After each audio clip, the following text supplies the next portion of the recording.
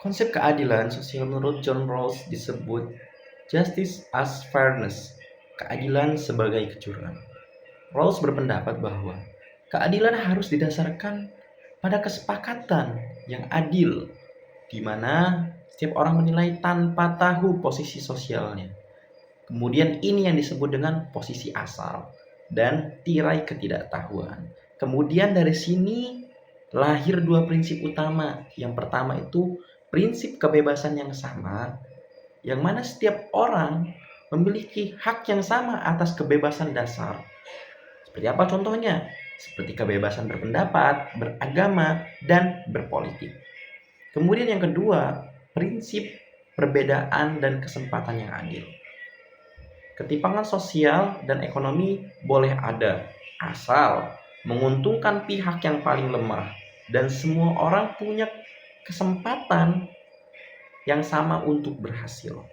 Contoh dalam kehidupan nyata yaitu sistem pajak progresif, di mana orang kaya membayar pajak lebih besar untuk membantu pembiayaan pendidikan, kesehatan, atau bantuan sosial bagi masyarakat miskin.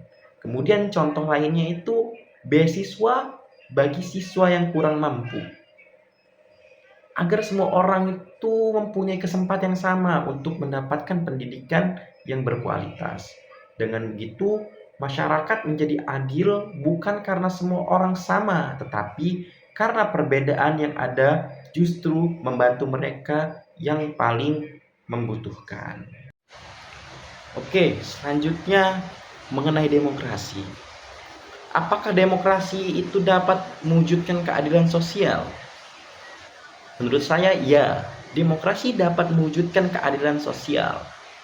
Karena dalam sistem demokrasi, rakyat memiliki hak yang sama untuk ikut menentukan arah kebijakan negara.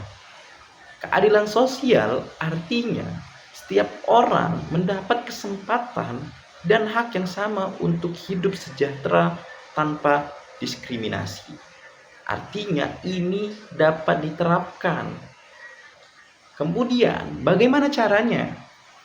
Caranya ada beberapa cara yang bisa kita lakukan. Yang pertama itu melalui partisipasi rakyat, yang mana rakyat bebas memilih pemimpin dan menyampaikan pendapatnya. Dengan begitu, kebijakan yang dibuat bisa lebih adil dan sesuai kebutuhan masyarakat. Contoh konkretnya ketika pemilihan umum atau pemilu, yang mana memungkinkan rakyat memilih wakil yang memperjuangkan hak buruh, petani, atau nelayan. Kedua, melalui hukum yang adil dan juga transparan. Dalam demokrasi, semua orang sama di depan hukum. Pemerintah juga diawasi oleh rakyat dan media terutama, agar tidak melakukan hal yang sewenang-wenangnya.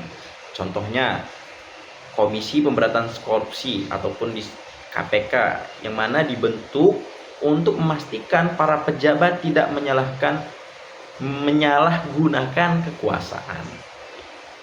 Kemudian ketiga, melalui kebijakan pemerataan kesejahteraan.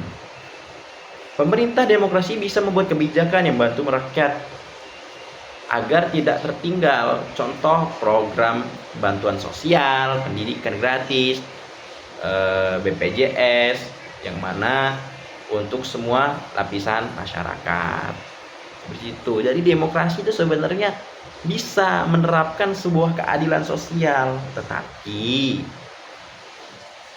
dalam penerapannya yang mungkin sedikit kurang, itu tergantung individual masing-masing.